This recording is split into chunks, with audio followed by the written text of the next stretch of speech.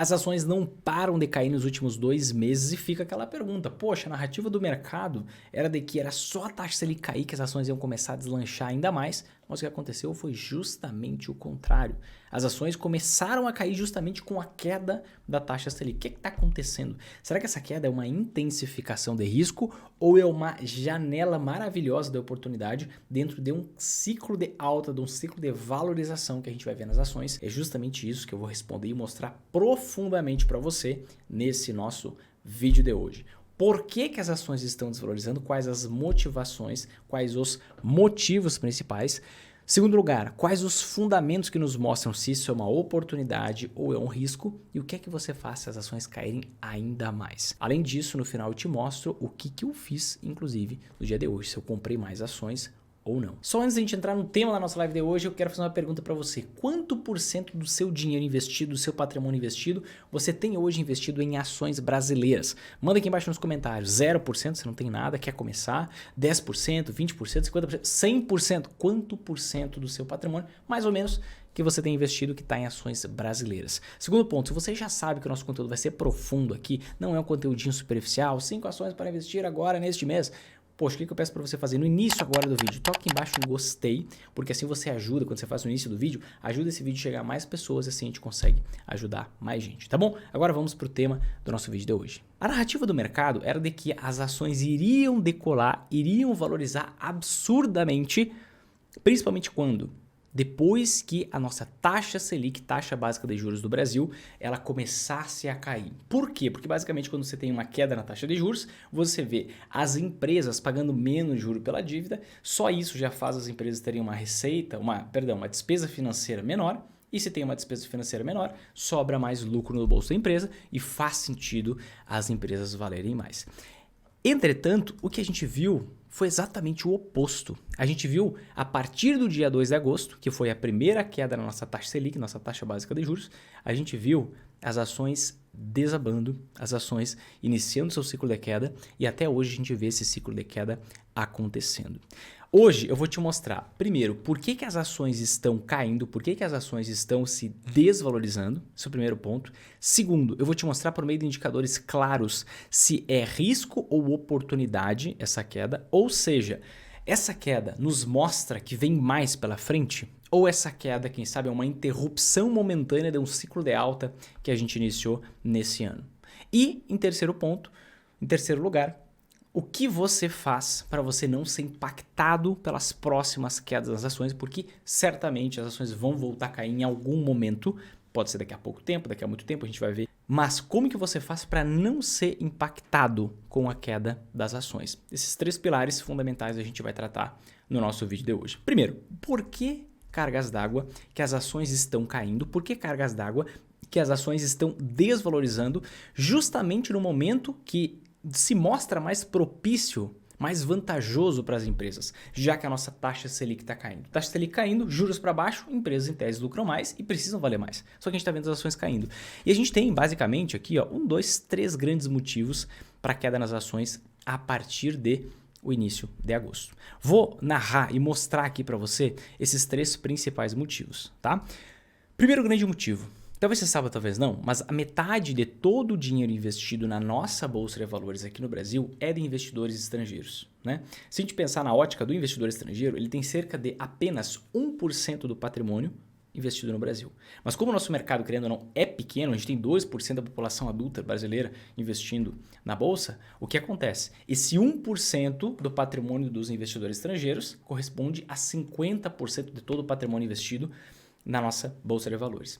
Então é muito relevante a participação do investidor estrangeiro. É muito relevante a gente observar o que é que o investidor estrangeiro está fazendo. A gente observar qual é a vantagem para o investidor estrangeiro de investir no Brasil. Porque isso, não vou dizer que dita a direção das ações, mas tem um peso muito grande na direção das ações. E o que é que a gente viu acontecendo em agosto? Deixa eu mostrar aqui na minha tela para você. Entrei aqui num relatório diário da nossa Bolsa de Valores chamado Boletim Diário de Mercado, o BDI. Você pode fazer o download diretamente do site da nossa Bolsa de Valores. Esse aqui é o Boletim Diário de Mercado do dia 4 de setembro de 2016. De 2023. E por que eu peguei ele? Porque tem um campo ali que nos mostra a participação dos investidores na Bolsa de Valores. Então, o que aconteceu com os diversos tipos de investidores durante o mês tal? Na verdade, é durante o período tal. Como eu estou pegando aqui do dia 4 de setembro, ele tem uma defasagem geralmente de 2 dias nos dados. Aqui a gente vê os dados acumulados do início do mês de agosto até o dia 31 de agosto. Por que eu estou te mostrando isso? Para a gente pegar todo esse histórico, entender essa dinâmica que está acontecendo. Então a gente viu que em agosto, dia 2 de agosto, foi a primeira queda na nossa taxa Selic. Em tese, a narrativa era de que as ações iriam valorizar. Mas o que aconteceu? Olha só, investidores institucionais, ou seja, pessoa jurídica, eles compraram 161 bilhões na bolsa, quase 162, e venderam 156. Então, eles aumentaram a sua exposição à bolsa. Instituições financeiras, tá? Principalmente os bancos, compraram 21 bilhões e venderam 20 bilhões. Então, aumentaram um pouquinho a sua exposição. Investidor individual, pessoa física, nós compramos 83 bilhões e vendemos 78. Então, aumentamos nossa exposição à bolsa. Por quê? Principalmente porque praticamente todo mundo tinha essa crença de que as ações iriam valorizar por conta da queda na taxa de juros. Se você me acompanha aqui há mais tempo, há meses eu falo que justamente a queda da Selic pode ser a semente da ruína para as ações. Mas o mercado tinha essa expectativa, alertei muito vocês que já me acompanhavam por aqui. E aqui tem outros, são várias outras categorias pequenas, né, que compraram 5 bilhões e venderam 3. Então todo mundo aumentou a sua exposição à bolsa, menos o investidor estrangeiro. O investidor estrangeiro comprou 296 bilhões praticamente em ativos na bolsa em agosto e vendeu 309. Então teve uma saída líquida aqui, de cerca de 13 bilhões dos investidores estrangeiros, indo na contramão de todos os outros. Isso já fez as ações dar aquela chacoalhada em agosto. Em setembro, a gente tem os dados até o dia 28. Não temos os dados fechados, né? Mas nós temos os dados até o dia 28. Faltaria só o dia 29, o relatório sai amanhã com os dados até o dia 29. Mas o que a gente observou, né, até o dia 28 de setembro de 2023? Dados do mês de setembro.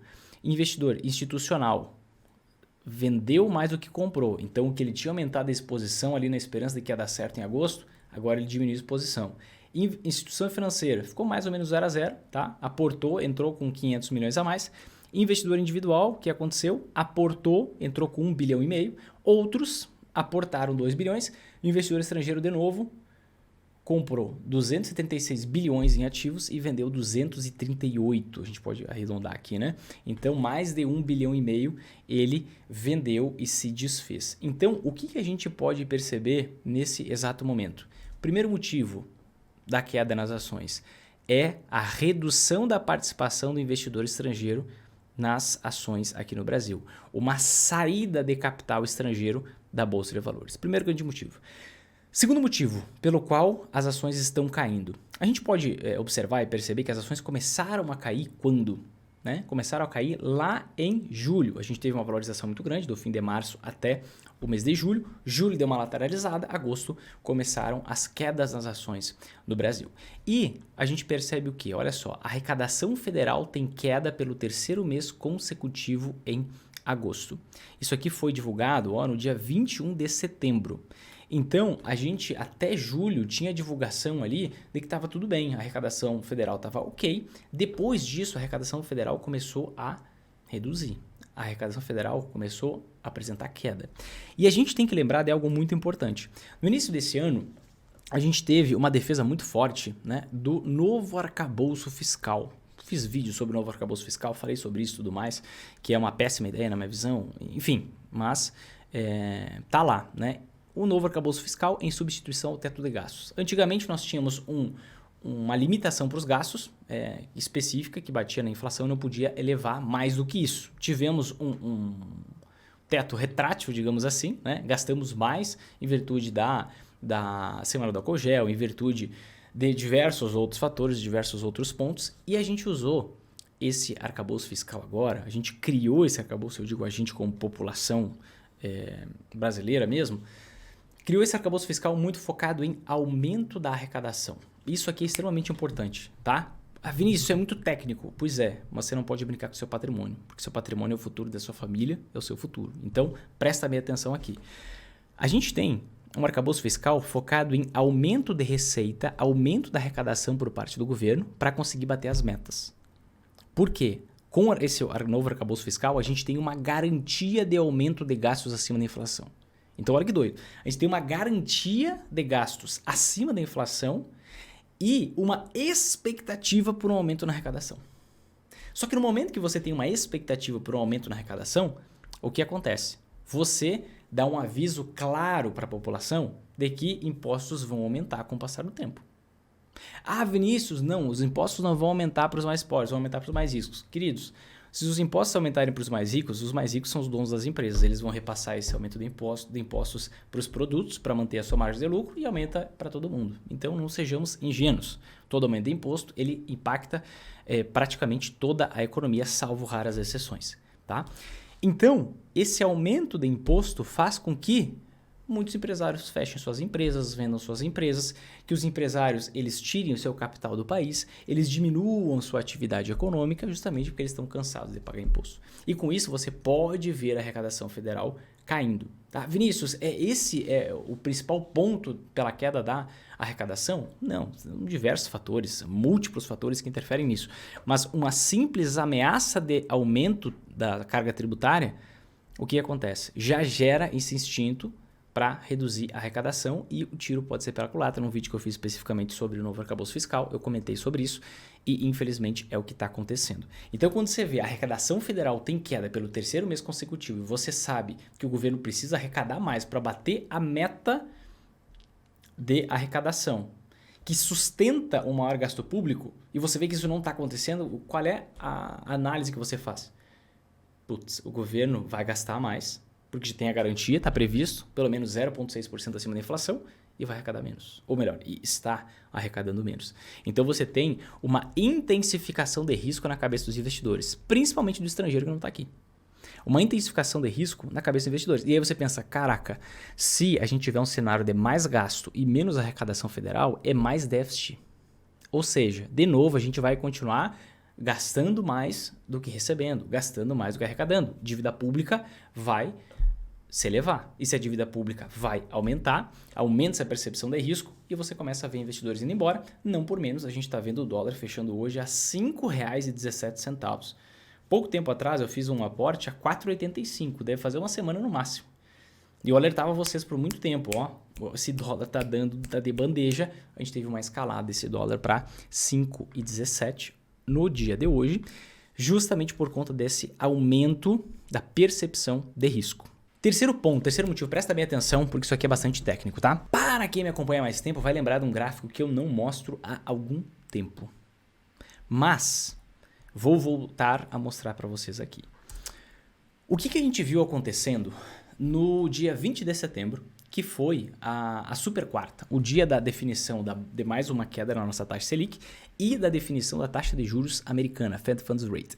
A gente viu naquele dia os Estados Unidos foram lá e mantiveram a taxa de juros americana estabilizada.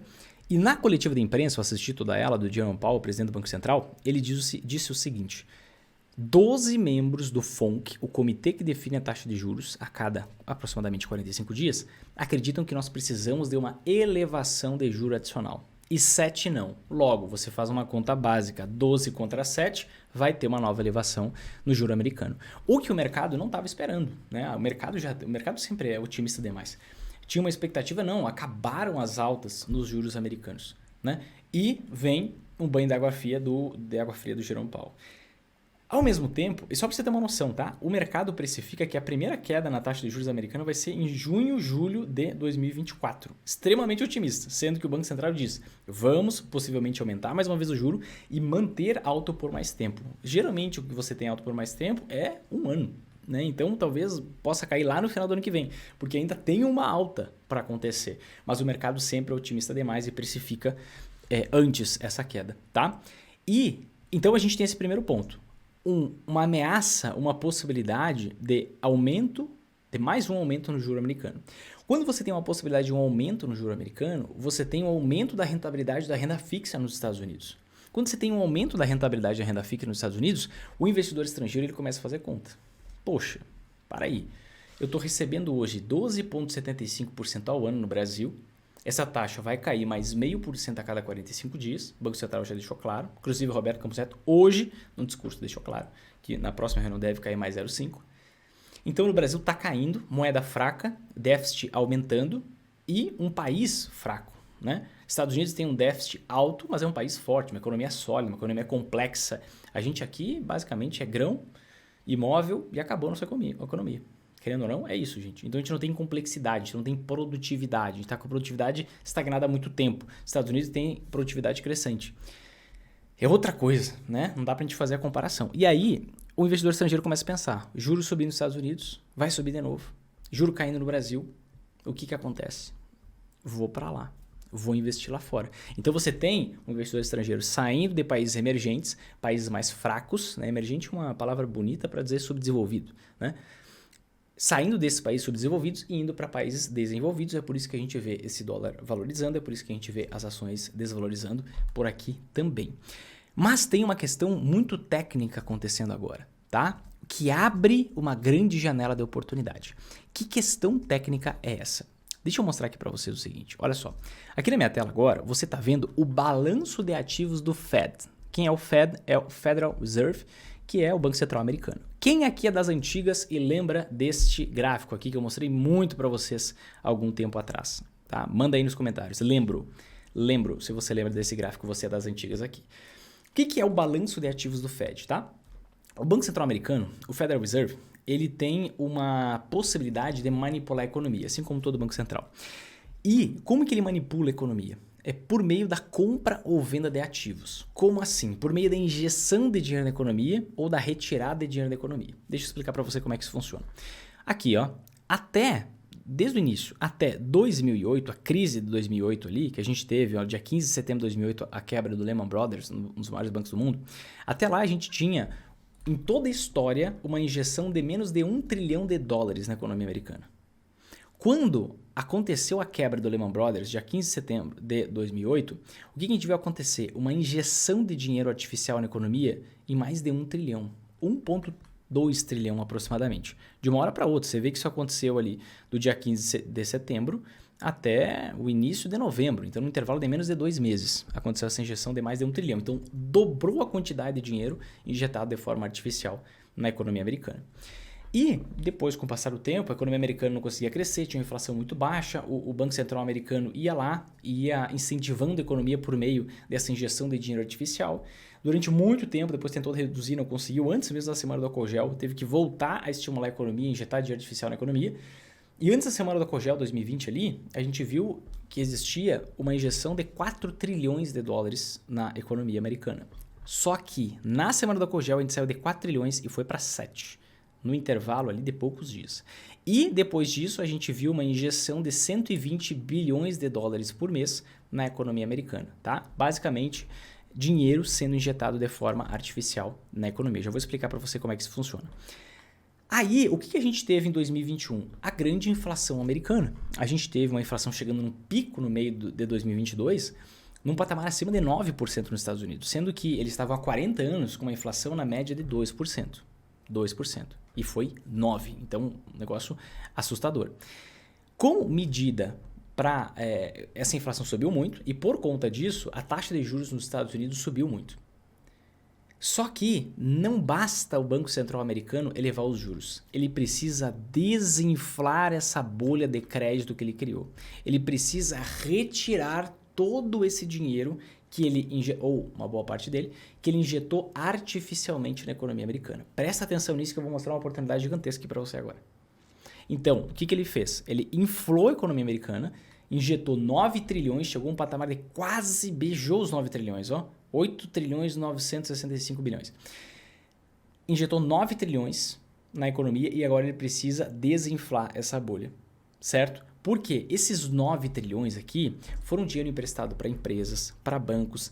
Essas empresas investiram na sua atividade econômica, os bancos emprestaram para as pessoas, então emprestando para as pessoas você tem o mercado crescente, né? Um crescimento porrudo, um crescimento absurdo. Só que isso gera inflação.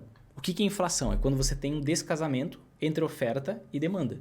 Isso gera inflação. Tá? Por quê? Tem lá os austríacos, que são mais radicais, dizem todo o aumento do balanço de ativos do Federal Reserve, toda injeção de dinheiro na economia gera inflação. Inflação é a expansão da base monetária. Não é. Se você tem a produção aumentando junto com essa oferta de dinheiro, não vai gerar inflação. Tá? Então, é um descasamento entre oferta e demanda. O que aconteceu de 2008 para frente?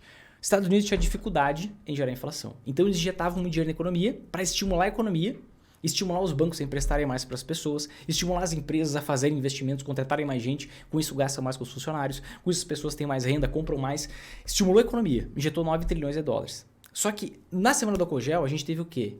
Fechamento de tudo. Lockdown. E aí a gente teve um choque de oferta. Como assim? As pessoas não iam mais para as empresas produzirem. E a gente teve trilhões sendo injetados nas economias. Americana, brasileira, europeia, em tudo. Então, você colocou um monte de dinheiro na mão das pessoas e as empresas não produziam mais. O que aconteceu? Muita gente querendo comprar, pouca oferta de produtos, os preços dispararam. Os preços dispararam, aumentou a inflação. Como que você resolve o problema da inflação? Jogando juro para a lua? Sim, mas também reduzindo essa quantidade de dinheiro artificial que você injetou na economia. E a gente pode ver que do ápice da injeção de dinheiro na economia americana, que chegou em 9 trilhões, até agora são 8 trilhões. Então eles já retiraram da economia 1 trilhão. 1 trilhão. Num ritmo bastante veloz. A gente pode ver que isso começou lá no meio de 2022 e agora que menos de um ano e meio depois a gente já tem 1 trilhão de dólares retirados da economia.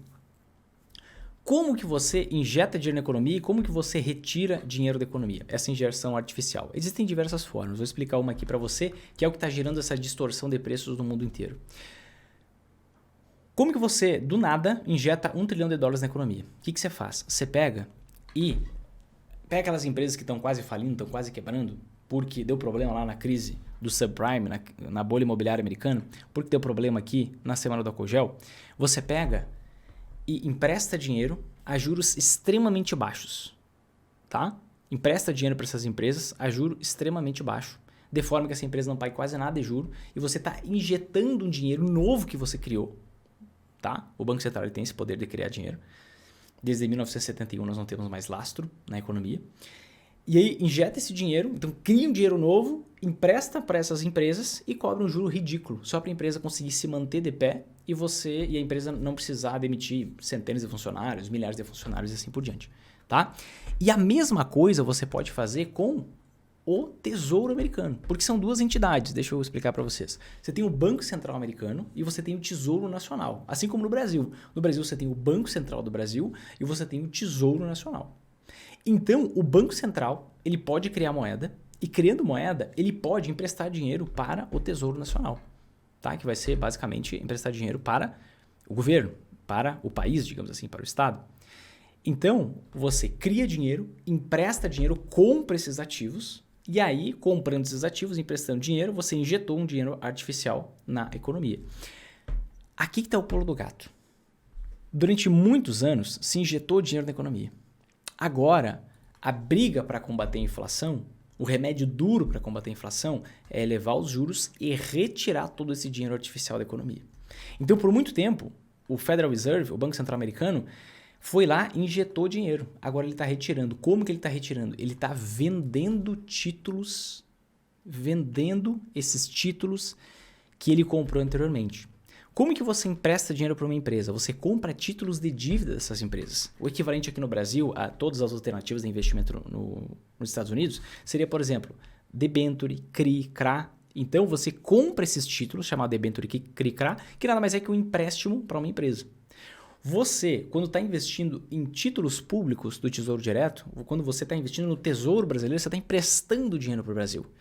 Foi a mesma coisa que o Federal Reserve fez nos Estados Unidos. Ele emprestou muito dinheiro e agora ele está vendendo esses ativos. Ele está vendendo, e já vendeu aqui no intervalo de um pouco mais de um ano, vendeu 1 trilhão de dólares desses ativos que ele comprou no passado para injetar artificialmente na economia. E essa forte pressão de vendas, presta bem atenção no que eu vou dizer para você aqui. Essa forte pressão de vendas, quando você tem um ativo qualquer, seja numa casa, digamos que você tem 100 casas iguais à venda E aí, tudo num condomínio, e você coloca todas essas casas, as 100 casas à venda, e só tem 10 pessoas querendo comprar. Né? Porque você está vendendo uma quantidade muito grande, uma cidade pequena. O que vai acontecer com o preço dessas casas? Vai cair, porque você quer vender um volume muito grande. Se a gente pegar o ritmo aqui, ó, deixa eu até aproximar. Se a gente pegar o ritmo das vendas de títulos americanos, vamos pegar aqui, ó, 27 de setembro, 8 trilhões era o balanço de ativos do Fed. Vamos pegar dia 27 de agosto. Mais ou menos. Ó, dia 30 de agosto, 8 trilhões 120 bilhões. Então, ele está vendendo 120 bilhões por mês. Ele está retirando da economia 120 bilhões por mês. Era exatamente o que ele injetava na época da semana do álcool gel. Então, ele está retirando 120 bilhões por mês. Ou seja, ele está vendendo 120... Imagina essa cifra. 120 bilhões de dólares em títulos americanos por mês. Isso é o equivalente a você fazer vendas de 4 bilhões por dia. É dinheiro pra caramba. Então, se você coloca toda essa quantidade de títulos à venda, você vê ali o mercado pensando, poxa, será que vale a pena investir em títulos americanos? Vale, então vamos comprar. Mas não tem 120 bilhões de dólares por mês para serem investidos assim com recorrência. Então, quando você tem muitos títulos à venda, você joga os preços desses títulos para baixo. Por quê? É uma forte pressão vendedora. Se todo mundo quer se desfazer de imóveis na China, o que acontece? O preço dos imóveis desabam. Se todo mundo quer vender imóveis nos Estados Unidos, o preço dos imóveis desabam. Se todo mundo quer vender água no deserto, o preço da água no deserto vai cair. Se tem pouca gente vendendo, opa, o preço é altíssimo. Né? E quando você tem o preço de um título de renda fixa, ou seja, um empréstimo que você fez para alguém, um título de renda fixa, tem o preço dele caindo, a taxa desse título sobe. Essa é uma máxima fundamental. Por quê?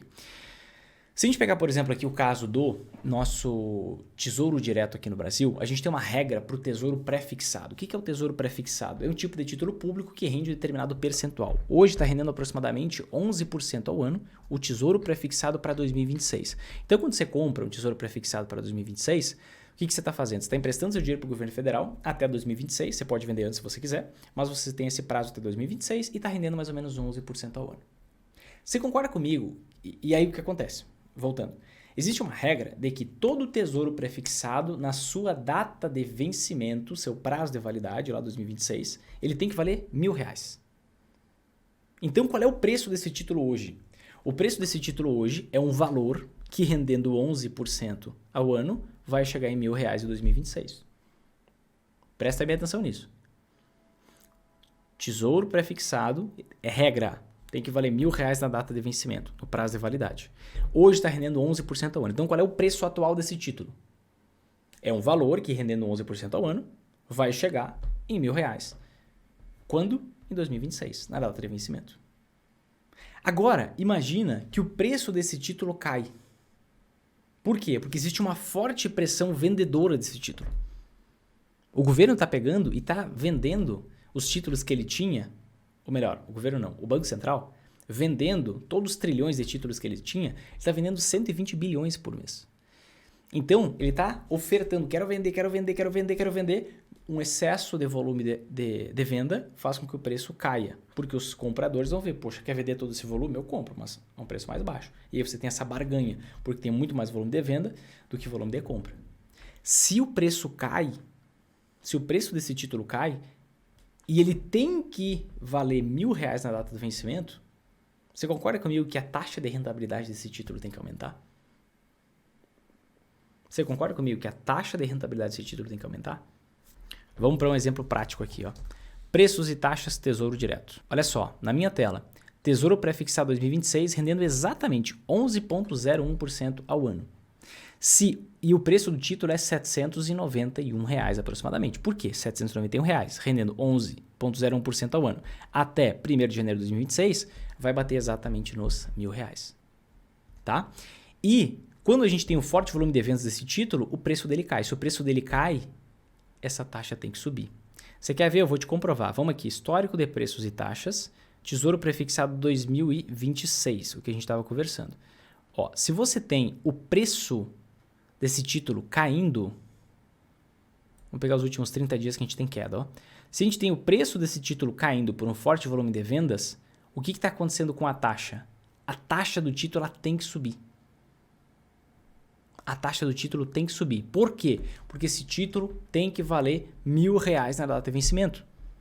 Se o preço do título caiu de R$795 para R$788 e render a mesma taxa, não vai chegar nos R$1.000. Então, quando o preço cai, a taxa sobe. Quando o preço cai, a taxa do título sobe. E vice-versa. Quando o preço sobe, a taxa do título cai. Voltando aqui à minha explicação lá sobre o balanço de ativos do Fed. O que a gente vê acontecendo? Uma venda muito forte de títulos, o que está fazendo o preço dos títulos americanos caírem e, consequentemente, a taxa de rentabilidade do juro americano de longo prazo está subindo. Aqui que eu estou mostrando para vocês esse gráfico é basicamente o yield, a taxa de rentabilidade dos títulos do governo americano de 10 anos, ou seja, que tem o prazo de 10 anos a contar de hoje. E a gente vê que essa taxa caía muito com o passar do tempo. Por quê? Porque cada vez mais o Banco Central, lembra de toda a dinâmica que eu te mostrei, o Banco Central ia lá, comprava mais títulos, se tinha uma pressão compradora muito forte, o que acontecia com o preço dos títulos? Valorizava, subia. E se o preço subia, a taxa caía com o passar do tempo. A gente viu isso acontecer, desde aqui, de 2008. 2007, 2008. A gente viu isso acontecer. Agora a dinâmica é o contrário. Aqui a gente tinha uma política monetária chamada quantitative easing, ou quantitative easing. Agora a gente tem um quantitative tightening, que basicamente não é um afrouxamento monetário, não é uma injeção de dinheiro artificial na economia. Pelo contrário, é você retirar dinheiro em circulação, aquele dinheiro que você injetou antes. Então, por conta de um forte volume de vendas de títulos americanos, o preço caiu e a taxa subiu. De forma que a gente está com a taxa dos títulos de 10 anos do governo americano no mesmo patamar da crise de 2008. Repito, no mesmo patamar da crise de 2008. Aí, primeira coisa que deve acontecer em você, Vinícius, me deu um frio na espinha aqui. Você tá me falando em crise de 2008? Calma, respira. No mesmo patamar da crise de 2008. O que é que isso significa? Isso significa que hoje você pode emprestar dinheiro para o governo americano, que é o governo de maior segurança financeira, de maior segurança econômica que existe no planeta. Ah, Vinícius, mas esse negócio de desdolarização. Meu querido, minha querida, não seja mais um que cai em narrativa. O dólar acabou de bater um recorde nos últimos 10 anos em moeda mais escolhida, no maior percentual de pagamentos internacionais sendo feitos em dólar. Recorde dos últimos 10 anos. Não cai na narrativa. O governo americano é o melhor pagador. É o mais seguro para se investir. Então, o grande investidor lá fora, ele pensa o seguinte: em 2020, se eu emprestasse dinheiro para o governo americano por 10 anos, eu recebia 0,5% ao ano. 0,5% ao ano. Em 2021, o cenário já melhorou. Eu recebia 1,5% ao ano. Ou melhor, 2021, mais ou menos uns 1,2%. No início de 2022, eu recebia 1,8%. No início de 2023, eu recebia 13,5%. Hoje, eu recebo 4,795%. 4,8%. E aí, quando você tem isso acontecendo, a taxa de rentabilidade dos títulos públicos americanos de longo prazo, o que o investidor estrangeiro começa a pensar? Eu posso travar uma rentabilidade de quase 5% em dólar, o que não acontecia desde a crise de 2008. Ou seja, há mais de 15 anos não tinha essa possibilidade. E ele consegue travar isso agora. Então, o que ele prefere? Investir no Brasil, com a taxa de juros caindo e com a moeda fraca? Que você viu saindo agora, em poucos dias, de 4,80 para 5,15. Uma valorização de quase 10%, intervalo de dias. Você acha que ele vai querer trocar uma moeda forte por uma moeda fraca? Para ganhar um jurinho um pouco maior? Ou você acha que ele começa a fazer conta, ver que o cenário mundial está conturbado e pensar, vou me esconder nos títulos públicos americanos. Vou aproveitar esse momento que o Federal Reserve está desinflando essa bolha de crédito que ele criou para travar uma rentabilidade de 4,8%. Inclusive, eu acabei de ver que eu não mostrei a tela. Aproveitar esse momento que o Banco Central Americano está retirando um pouco de dinheiro que ele injetou artificialmente na economia para travar uma rentabilidade de 4,8%. Porque ele investe num título prefixado, ele trava e esquece. Fica por 10 anos recebendo esse rendimento. E quando você tem... Então, muitos vão fazer essa opção. Muitos, e é por isso que a gente vê essa migração de países subdesenvolvidos para os Estados Unidos. Só que tem um ponto importante. O Federal Reserve, o Banco Central Americano, está fazendo esse movimento enquanto ele pode. Agora eu quero ressaltar um ponto importante para vocês. Que ponto importante é esse? Essa postura do Banco Central Americano de recomprar, ou melhor, perdão, de vender esses títulos que ele tinha comprado anteriormente, é uma postura que aumenta a taxa de juros de 10 anos e aumentando a taxa de juros de 10 anos, gera um impacto nos bancos americanos. Eu não sei se você vai lembrar, mas aqui a gente teve bancos americanos quebrando. E quando a gente teve esses bancos americanos quebrando, até fiz vídeo sobre isso, a gente teve o Banco Central Americano injetando aqui no início de 2023, injetando dinheiro de novo na economia, por conta da quebra desses bancos. Que bateu exatamente com uma redução nessa taxa de rentabilidade do título de 10 anos. O que eu quero dizer com isso? Que o Banco Central americano não vai conseguir reduzir até o final, não vai conseguir reduzir por muito tempo esse balanço de ativos dele. Eles não vão conseguir vender todos os títulos que eles têm. Eles vão fazendo isso, vão elevando essa taxa de juros de 10 anos até gerarem a quase falência ou a falência de algum banco americano. Quando vier um banco médio, um banco pequeno, o que eles vão fazer? De novo, vão injetar dinheiro artificial na economia. Vão fazer o mesmo que eles fizeram anteriormente. Injeta dinheiro artificial na economia, deixa a situação apaziguar, esse juro aqui vai cair e, se for possível, eleva mais. E se for possível, eles vendem mais. Mas talvez não seja. E como está num patamar bastante elevado, eu enxergo isso aqui como uma baita oportunidade. Porque ele não vai conseguir fazer isso para sempre. Quanto mais ele elevar o juro, mais ele gera um potencial de crise para o próprio Banco Central. Então é meio que um tiro no pé. Então ele está levando para ver até onde ele consegue ir. Ele está vendendo. À medida que der uma chacoalhada, o que vai acontecer? Ele vai injetar dinheiro na economia de novo e essa taxa aqui vai cair. E ele vai elevando até onde der. No momento que gerar uma crise, de uma recessão mais forte, uma crise financeira talvez nos Estados Unidos, aí eles param e voltam a injetar dinheiro na economia. Então eles estão indo. Por conta disso, por isso não ser possível de ser feito sempre, na minha avaliação, essa queda que a gente tem nas ações aqui no Brasil, por conta de todos esses fatores estrangeiros, é uma oportunidade. Porque você tem essa taxa subindo por um fator técnico, não é por um fator de mercado, é porque proativamente o Banco Central americano está fazendo a taxa subir por conta do forte volume de venda desses ativos. Mas à medida que a inflação se mostrar mais controlada, à medida que for gerando problema em algumas empresas, ele vai parar de fazer isso. E essa taxa deve voltar a desabar, porque esse é um patamar extremamente elevado. E quando essa taxa voltar a desabar, o que acontece? A renda fixa americana perde atratividade e você tem de novo o capital migrando, fluindo para países subdesenvolvidos, migrando, fluindo para países emergentes, para usar uma palavra um pouco mais bonitinha, para países subdesenvolvidos, né? E por que você tem queda no valor dos ativos no mundo inteiro quando sobe a taxa de juros americana? Porque essa aqui é a taxa de juro livre de risco. Então, quando você faz um cálculo assim de qual é o preço justo de uma ação, eu não faço esse tipo de cálculo, não vejo sentido, mas muitos fazem. Qual é o preço justo de uma ação? Quanto que deveria valer uma ação?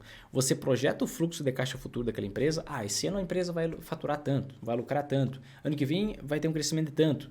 No outro ano um crescimento de tanto. No outro ano vai faturar tanto. Você concorda comigo que daqui a 5 anos 10 mil reais compra muito menos coisas que 10 mil reais compram hoje? Então você tem que trazer esse fluxo de caixa futuro a um valor presente, descontando por uma taxa de desconto. Ou melhor, descontando por uma taxa específica, que geralmente se pega essa taxa de juros de 10 anos americana. Então, você, quando tem essa taxa subindo, você desconta esse valor futuro que a empresa vai receber por uma taxa maior e o valor presente é menor. Então as empresas valem menos por essa metodologia de cálculo. À medida que você tem esse juro caindo, você traz esse fluxo de caixa futuro a valor presente por uma taxa menor. Então a taxa de desconto é menor, com isso o valor presente é maior. Então nesse momento, a gente tem uma medida temporária e técnica do Banco Central americano, temporária e técnica do Banco Central americano, que está tentando vender o máximo que ele pode, retirar o máximo que ele pode de dinheiro da economia para frear a inflação. Porque o núcleo da inflação ainda está no dobro da meta dos Estados Unidos. Controlou a inflação ou gerou um problema na economia, ele para de fazer isso. E quando ele para de fazer isso, o que acontece com essa taxa aqui? Essa taxa desaba. Por quê? Porque a economia americana tem fundamentos muito mais sólidos do que 2007 e 2008. A economia americana não tem toda aquela alavancagem no sistema imobiliário que gerou um problema financeiro. A economia americana hoje ela é muito mais diversificada e muito mais sólida do que era em 2007 e 2008, inclusive em regulação, inclusive em legislação. Então, estar com a mesma taxa de 2007 e 2008 não tem muita lógica em termos de fundamento. Por isso é uma postura técnica, em que na minha visão é uma oportunidade para investir em ações no mundo inteiro. Você quer investir mais em ações americanas, em REITs? Esse é o momento. Você quer investir mais em ações brasileiras? Esse é o momento. Porque eu acredito que essa taxa vai voltar a cair à medida que a inflação for controlada nos Estados Unidos ou à medida que você tiver uma quase falência ou uma falência de algumas empresas nos Estados Unidos. Vinícius, entendi por que as ações estão caindo no Brasil. Por conta da fuga dos investidores estrangeiros, que é embasada na queda na arrecadação do governo. Nós temos uma política fiscal, uma política de gastos, né? Que antes era focada em limitação dos gastos, agora é focada em aumento da receita via impostos. Você tem a arrecadação caindo, ou seja, o governo está recebendo menos, está arrecadando menos, no mesmo momento que ele tem uma garantia de que vai gastar mais. Acrescenta risco. Esse é um motivo. Segundo motivo, juros de longo prazo americanos estão subindo. A atratividade para o investidor estrangeiro aumenta lá fora. Então ele tira seus dólares do Brasil e o dólar valoriza. Quando tira seus dólares do Brasil, vende ações, ações caem, tira o dólar do país, o dólar valoriza. Só que esse aumento, repito, só para fechar a conclusão aqui, esse aumento da taxa do título de 10 anos americano é um fator técnico, proposital, feito pelo Banco Central. É uma intervenção contrária à intervenção que ele gerou na economia antes. Ou seja, algo insustentável. Essa taxa que está subindo vai voltar a cair e quando voltar a cair, todo mundo vai voltar a comprar as ações. Então, é um fator técnico de oportunidade na minha visão. Vinícius, por que você diz que é uma oportunidade? Eu entendo que isso pode voltar e tudo mais, mas isso para mim não é sustentável. Eu acho que você não embasou muito bem nisso. Eu vou te mostrar um indicador agora para você ver o nível de oportunidade na Bolsa de Valores. Se o nível é alto ou o nível é baixo. Tá? Basicamente, o que eu vou mostrar para você? Olha só. Aqui na minha tela, presta bem atenção agora, gente. Presta bem atenção. Mais uma vez. Aqui na minha tela, você está vendo o histórico do índice PL, ou melhor, do indicador PL do índice Bovespa. O que é isso? O indicador PL é o preço das empresas na Bolsa dividido pelo lucro que as empresas geram. Então, P, preço, L, lucro. Se eu pego o preço das ações e divido pelo lucro que elas geraram nos últimos 12 meses, preço atual pelo lucro dos últimos 12 meses, eu tenho o PL. Quanto menor esse PL, mais baratas estão as ações. Menor é o preço em relação ao lucro das empresas. Quanto maior esse PL, mais caras estão as ações. Ou seja, maior é o preço em relação ao lucro das empresas. Tanto que, no início de 2021, eu reduzi a minha exposição em ações por conta desses preços extremamente elevados. Agora, a gente tem um momento muito mais convidativo para o investimento em ações do Brasil. A gente tem um preço em relação ao lucro dos últimos 12 meses extremamente baixo. Se a gente contemplar esse cenário de preço aqui, um PL que hoje está em 6,27, 6,27 vezes, o que isso significa? Que os preços das ações equivalem a 6,27 vezes o lucro que as empresas geraram nos últimos 12 meses. Isso é um patamar muito baixo historicamente falando. Só que às vezes fica um pouco vago a gente analisar esse indicador e ver, é baixo frente ao histórico. a gente tem aqui de 2001 para frente, somente em 2 momentos a gente teve um preço-lucro tão baixo, um PL tão baixo. Um desses momentos foi ali em 2003, depois disso as ações valorizaram 600%, e outro momento desse foi na crise de 2008, depois disso as ações dobraram, tá? Multiplicaram por 2 em poucos meses. Mas uma forma mais familiar da gente olhar para o PL é olhar para o contrário dele, é o indicador que eu quero te apresentar agora. É olhar para o LP. O que é o LP? O LP é um indicador também chamado de Earning Yield, ou seja, qual a remuneração, qual o lucro da empresa em relação ao preço das suas ações, que é justamente o contrário desse PL. Como assim, Vinícius? Deixa eu abrir uma calculadora aqui, ó. Calculadora. Vou abrir a calculadora e eu vou deixar isso claro para você. Então, olha só. O PL do índice Bovespa é 6,27. O PL do índice Bovespa é 6,27. Como que eu faço para eu achar o LP? Como que eu faço para achar o Earning Yield? O que ele significa? Eu pego 1 e divido por 6,27. Isso aqui é 7ª, 8ª série, hein? Fração. Conhecimento de fração. Se eu quero achar o contrário da fração, eu pego 1 e divido pelo valor. E eu vou chegar nesse valor aqui, ó. Vou multiplicar por 100 para pegar em percentual. O que significa esse 15,95 arredondando, que está na minha tela agora? Esse é o Earning Yield da média das ações no Brasil. O que é o Earning Yield? O Earning Yield é o lucro das empresas divididos pelo preço das ações.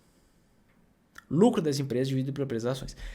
Para deixar isso um pouco mais claro, imagine que você tem um apartamento e esse apartamento tem um preço de R$500 mil e você aluga esse apartamento por R$25 mil por ano. Então, como que você faria essa conta? Você pegaria 25 mil dividido por 500 mil, lucro dividido pelo preço, e você teria o seu Earning Yield, você teria a sua lucratividade em relação ao preço de mercado daquele bem que você tem. E essa conta aqui daria 5%. No caso das ações do Brasil, a gente tem 15,95%. E todo o mercado financeiro,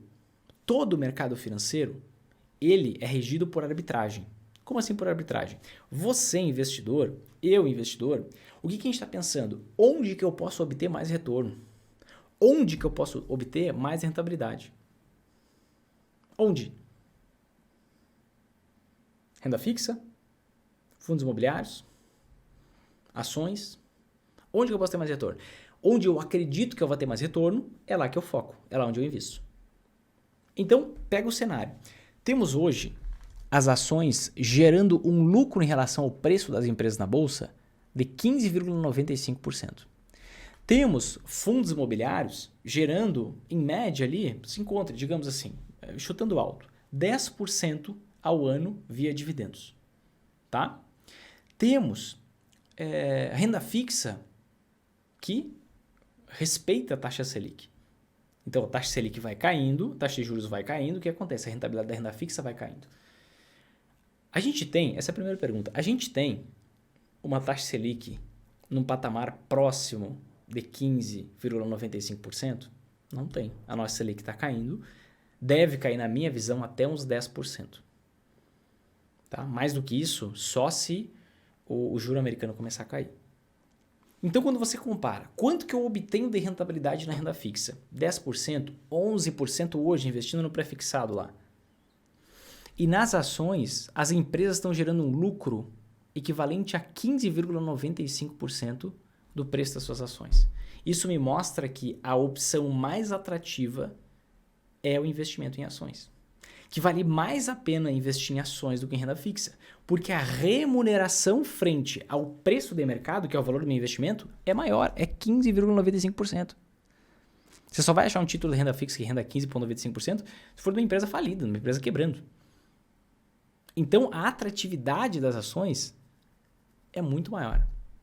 Só que você tem que pensar num outro ponto. Temos a taxa Selic caindo. Com a taxa Selic caindo, diminui a despesa financeira das empresas. Diminuindo a despesa financeira das empresas, você tem o lucro das empresas aumentando. Então, esse 15,95%, daqui a pouco vai estar em 20%. E aí você contrasta. O que você ganha na renda fixa hoje é 10, 11, 12%. Você consegue travar essa rentabilidade. Na renda fixa, as empresas hoje estão gerando quase 16% de lucro em relação aos seus preços. Mas o juro está caindo. Com o juro caindo, as empresas pagam menos despesa financeira, tem uma despesa financeira menor e sobra mais lucro. Com isso, o que acontece? Esse percentual, esse earning yield aumenta. Então, quando que seria um patamar? Quando que seria um patamar onde você teria uma equidade? Onde você teria um patamar de atratividade similar na renda fixa e nas ações. Se esse PL aqui fosse para mais ou menos 10 vezes. Se esse PL aqui fosse para 10 vezes, o earning yield seria 1 dividido por 10, 10%.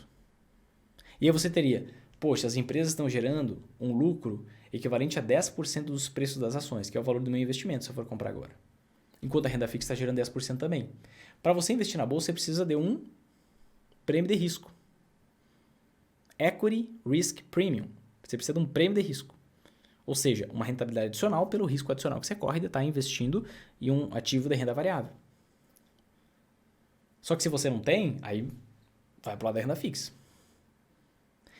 Ou seja, se as empresas mantiverem seus lucros constantes, as ações têm que, no mínimo, subir e valorizar em média 50%. No mínimo, valorizar 50%. Na média das ações, algumas vão subir muito mais, outras muito menos, para você ter um equilíbrio entre a rentabilidade da renda fixa, esperada para o fim do ano que vem, por exemplo, e a lucratividade que as empresas estão gerando. Mas reforço, se a gente vê a taxa de juros caindo, o lucro das empresas vai aumentar. Se o lucro das empresas aumentar, aí não é só 50% que tem que valorizar. Talvez tenha que valorizar 100% para você voltar a ter uma equidade na atratividade, uma igualdade na atratividade da renda fixa e das ações. Tá claro que ações brasileiras é uma oportunidade. E é uma oportunidade por quê? Porque o Brasil tem potencial de crescimento, porque o nosso país vai voltar a arrecadar mais do que gastar, porque a gente tem responsabilidade fiscal? Não, gente. É oportunidade porque tá barato. A tese de investimento no Brasil não é uma tese de crescimento, é uma tese de preço. Assim que acabar o fator técnico, a gente deve ver um retorno e a gente deve ver, inclusive, as ações voltando a valorizar. Por quê? Porque o preço está muito baixo em relação ao lucro das empresas. Então, quando eu falo para vocês que é uma oportunidade ações no Brasil, eu não falo que a gente vai ver a economia crescer e as empresas aumentando muito os seus lucros 5 vezes nos próximos anos. Não, é simplesmente um retorno do preço a um patamar mais razoável. Somente isso. Nesse período de tempo, a gente vê ações com preço ridiculamente baixo. A gente vê ações que estão com preço menor do que o patrimônio. E com isso, como o preço está muito baixo, a gente vê diversas ações pagando mais de 10% ao ano de dividendos. Você pega Banco do Brasil ou valores próximos, você pega a Banrisul, você pega a Sanepar, você pega a BB Seguridade, você pega várias empresas pagando mais de 10% recorrente. Empresas que, isso é muito importante para investir em ações agora, tá? Que tem poder de remarcação de preço, de repassar preço para os seus clientes, para os seus consumidores. Empresas que têm esse poder de repassar a inflação. Ah, a inflação está alta? Empresas que têm esse poder de repassar, empresas de utilidade pública. Então, esse tipo de empresa não tem estresse, gente. Empresas que conseguem repassar a inflação. Esse é o melhor tipo de segmento, tá? Mas você pode me perguntar, mas Vinícius, entendi. É muita oportunidade de investir nas ações hoje. A gente vai ver a taxa de juros caindo, empresas vão lucrar mais, isso vai atrair ainda mais os investidores. A gente vai ver esse retorno da migração, porque é um fator técnico, blá, blá, blá, blá, blá. Mas e se as ações caírem mais? O que eu faço? Talvez você tenha visto, talvez não. Se você me segue no Instagram, se você não me segue, meu Instagram é @marinovinicius. Vira e mexe, eu coloco um videozinho por lá, onde eu comparo o desempenho das ações do índice Bovespa no dia com o desempenho das anti-ações. O que são anti-ações? São investimentos que valorizam quando as ações caem. São investimentos muito difundidos no exterior. Tem mais de 4 trilhões de dólares, trilhões, T de trem, investidos em anti-ações no exterior. E o nome desses investimentos, o nome tradicional mesmo, são investimentos de hedge, tá? Só que se eu chegar para você e falar assim, ó, poxa, o que você acha de dar uma olhada e conhecer os investimentos de hedge, os mecanismos de hedge? É capaz de você fazer o sinal da cruz e sair embora, porque é um nome longo, é um nome chato, é um nome que não explica para você a função. Então eu patenteei, inclusive, eu tenho a marca registrada Anti-Ações do Brasil, porque é uma forma mais clara, sucinta e precisa de eu explicar a função desse investimento, que é te dar lucratividade, te proteger das quedas das ações, te dar lucratividade quando as ações desvalorizam. E você pode perceber, eu vou mostrar aqui na tela para você, uma coisa muito importante. No Brasil, você tem talvez você não saiba. Primeiro ponto, você tem a necessidade de investir na bolsa. Por quê? Existe uma vantagem muito grande de você investir na bolsa hoje em relação à renda fixa. Te mostrei por meio do earning yield, tá? Segundo ponto, ao investir na bolsa no Brasil, não tem nexo você investir em ações sem anti-ações. Por quê? Por conta dos ciclos de mercado. Aqui, ó. Por conta dos ciclos de mercado. Deixa eu mostrar aqui para você. Isso aqui que você está vendo na minha tela é um gráfico do Produto Interno Bruto do Brasil. O que é o PIB do Brasil? Produto Interno Bruto. Basicamente é o somatório de riqueza gerada na economia durante um determinado ano. Você pode ver aqui, ó, nessa linha azul, que a gente tem ciclos muito fortes na economia. Então a gente tem economia crescendo, decrescendo, crescendo, decrescendo, crescendo, decrescendo, crescendo, decrescendo. Solavancos muito fortes. Quando a gente vai olhar para o cenário americano, é completamente diferente. Rende muito mais você investir em anti-ações também nos Estados Unidos. Mas a necessidade, querendo ou não, de anti-ações no Brasil é muito maior. É um negócio gritante. Por quê? Porque no Brasil você tem uma economia muito cíclica. Economia cresce, ações valorizam. Economia decresce, ações desvalorizam. Economia cresce, ações valorizam mais. A economia decresce, ações desvalorizam e assim por diante. Nos Estados Unidos você tem meio que um crescimento constante, com leves solavancos, leves crises e pequenas. Se você for olhar o PIB per capita do Brasil, olha só o alavanco de novo. Cresce, decresce, cresce, decresce, cresce, decresce, cresce, decresce. É um negócio muito oscilante, muito cíclico.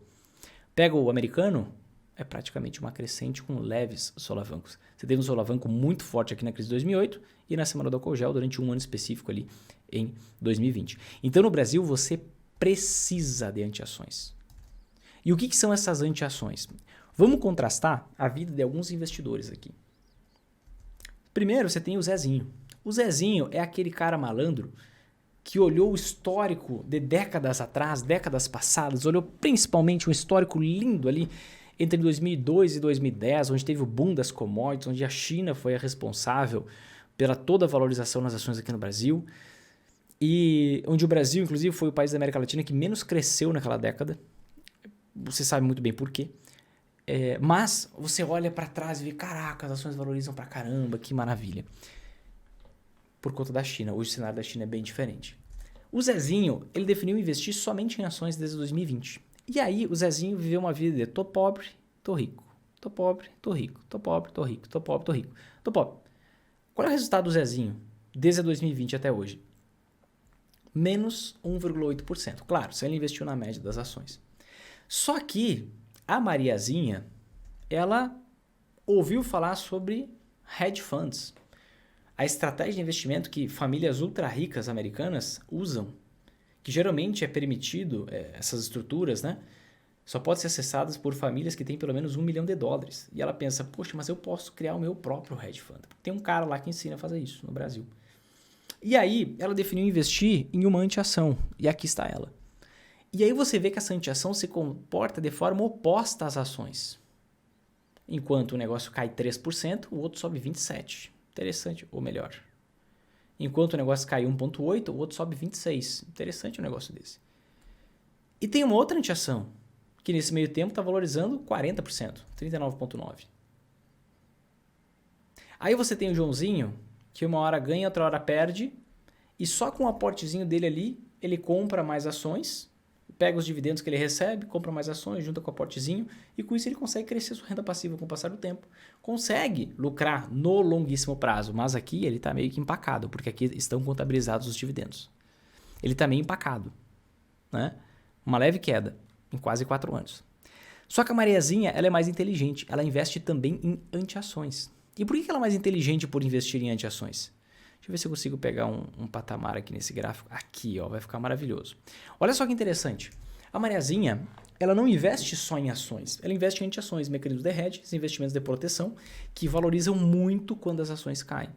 Então, quando as ações caem, ela tem uma grande valorização com essas anti-ações. O que ela faz aqui, ó, recorrentemente, periodicamente? Ela vende um pouco dessas anti-ações com baita lucro, 30%, e tem muito mais dinheiro para comprar ações quando os preços estão lá embaixo. Justamente com o preço lá embaixo, você consegue comprar uma maior quantidade de ações e consegue crescer sua renda passiva muito mais rápido. Ao mesmo tempo, você garante uma renda passiva maior e ao mesmo tempo você garante maior potencial de multiplicação de patrimônio, porque você está comprando ações baratas. Passaram-se mais 3 meses, as ações valorizaram pra caramba e as anti-ações desvalorizaram. Que bom que você vendeu um pouquinho das suas anti-ações. Agora você pode recomprar um pouco delas mais barato. Para quê? Para recompor ali a sua proteção para a próxima queda nas ações. Então você pode, inclusive, vender um pouquinho, bem menos do que você comprou de ações lá atrás. Você não vai reduzir sua renda passiva. Você pode vender um pouquinho das suas ações para recompor um pouquinho, as suas anti-ações caíram um pouco. E você faz isso. Depois, passa mais 3 meses aqui, por exemplo, você viu que as ações caíram. Que legal que você vendeu aqui um pouquinho dessas ações por conta desse grande lucro. Porque agora as ações caíram e as anti-ações valorizaram de novo. Você tem a oportunidade de vender mais um pouco de anti-ações, que bom que você comprou antes, pegar esse dinheiro, que é muito maior do que o aporte que você vai fazer, do que os dividendos que você está recebendo, e você aporta mais dinheiro com ações a preços mais baixos. E assim você cresce de novo, dá um gap, não um gap, mas dá um boost de crescimento na sua renda passiva e ao mesmo tempo você paga mais barato pelas ações, você consegue aumentar o seu potencial de rentabilidade, o seu potencial de multiplicação de patrimônio. E você vai fazendo isso com o passar do tempo. Dessa forma, você consegue lucrar tanto nas altas quanto nas quedas da bolsa e consegue alavancar, primeiro o efeito colateral, crescer sua renda passiva muito mais rápido e garantir um patrimônio que multiplica com consistência e com previsibilidade. Ao invés de você ficar nessa montanha russa que é a Bolsa de Valores no Brasil, que são as ações do Brasil. Você pode ver, ó, cai, sobe, cai, sobe, cai, sobe, cai, sobe, cai. Por que ao invés de você ficar bravo com esse tô rico, tô pobre, você não aprende a lucrar tanto nos momentos de alta quanto de queda? Porque nos momentos de queda das ações é justamente os momentos de alta das anti-ações. O problema não são as ações, o problema não é a economia, o problema é que você ainda não sabe usar essa estrutura. E quando você consegue usar a estrutura, você cresce sua renda passiva mais rápido e consegue multiplicar o seu patrimônio com consistência, com previsibilidade, sem estar nessa montanha russa. Quer dizer que você investir só em ações vai dar errado? Claro que não, meus queridos. Vai dar certo. Muito provavelmente, ou possivelmente. Mas você vai demorar muito mais tempo para chegar lá. Desde 1999, a gente pode usar as anti-ações aqui no Brasil porque o dólar ele foi liberado a flutuar, foi adotado o regime de câmbio flutuante. Antes não tinha como, mas muita gente continua defasado, continua usando as mesmas estratégias de antes. Você quer usar o mesmo? Tá tudo bem, você vai chegar lá, só vai demorar mais tempo. Se você lucra nas altas e perde nas quedas e não tem tanto dinheiro para aportar justamente nas quedas das ações, que é o momento que as empresas estão com uma renda passiva maior, você consegue comprar uma maior quantidade de ações e assim aumentar a renda passiva, consegue garantir uma maior multiplicação do patrimônio, é lógico que você vai demorar mais tempo do que alguém consegue lucrar tanto nas altas quanto nas quedas, e em momentos de queda nas ações consegue comprar mais. É lógico. É por isso que a gente tem casos de investidores sempre em alta aí que nos últimos 3 anos mais que dobraram o patrimônio, porque conseguem lucrar nesses microciclos. As ações estão paradas, mas eles aproveitaram para lucrar em todos esses microciclos dentro do ciclo. Você entende? Então, se a gente tiver ações caindo ainda mais aqui no Brasil, o que vai acontecer? A oportunidade está grande. Preços caíram ainda mais, você vai estar com uma ótima renda passiva na sua conta, recebendo essa renda passiva, recebendo esses dividendos na sua conta, e vai estar lucrando com as anti-ações, como já está acontecendo hoje. Você está vendo aí, o dólar é um exemplo de anti-ação. Você está vendo o dólar saindo de 4,80 para 5,17 hoje. Você vai pegar o quê? O que o investidor sempre alto vai fazer? Vai vender um pouco das suas anti-ações para comprar mais ações e aproveitar a oportunidade. Não com o dinheirinho dos dividendos e do aporte, mas com todo, ou melhor, com uma parte do grande lucro que ele já está tendo, em poucos dias, por exemplo, 10% de rentabilidade com o dólar. E aí ele alavanca, ele consegue garantir uma renda passiva maior, comprar mais quantidade de ativos e consegue alavancar a rentabilidade com o passar do tempo. Então, se você quer ir com mais previsibilidade e mais rápido em direção ao seu objetivo, as anti-ações vão te ajudar.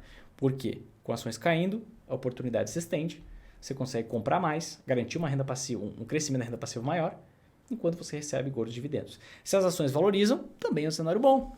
Por que é um cenário bom? Porque basicamente você tem o seu patrimônio se elevando e como você comprou as ações antes, você garantiu uma renda passiva maior. Então, para um investidor sempre em alta, para quem usa ações e anti-ações da forma certa, na medida correta, esse cenário não é um cenário de risco, esse cenário não é um cenário de loucura, esse é um ótimo cenário. Tanto se as ações subirem ou caírem, porque a gente lucra ou de um lado ou de um outro e consegue alavancar resultado com o passar do tempo. E se você é uma pessoa que quer se aprofundar em como que funciona essa estratégia das anti-ações, quais que são as anti-ações, quanto investir em anti-ações, da forma certa na medida correta, tem um convite para te fazer. Convite para um evento online, gratuito e sem enrolação, diferente de todos que você já participou na sua vida. Nos próximos dias eu vou promover justamente um evento onde eu vou te mostrar o passo a passo que faz qualquer pessoa conseguir lucrar tanto nas altas quanto nas quedas da bolsa, e esse método você pode aplicar no Brasil e no exterior. E com isso, alavancar, crescer muito mais rápido sua renda passiva e multiplicar o seu patrimônio com consistência e com previsibilidade. O que você tem que fazer? É muito simples, é só tocar no primeiro link que você vai ver aqui embaixo na descrição. Tocou nesse link, você vai para uma página, insere o seu e-mail, entra no grupo no WhatsApp e fica lá, porque os materiais vão ser enviados somente pelo grupo no WhatsApp. Então você tem que entrar e não pode sair, senão você vai perder uma boa parte do nosso evento. Entra, fica no grupo e aguarda que a gente já vai começar a mandar diversos conteúdos para que você aprofunde seu conhecimento e seja mais um investidor, mais uma investidora, sempre em alta, participando desse que vai ser o último evento sobre investimentos da sua vida. Porque depois dele você não vai precisar de mais nenhum outro e pode me cobrar por essa afirmação depois, tá bom? Aproveita, já toca aqui embaixo em gostei se você não tocou ainda, compartilha com 5 amigos, te inscreve no canal, ativa o sininho, faça todo esse processo e eu te vejo no próximo vídeo e no nosso evento. Um grande abraço e até mais.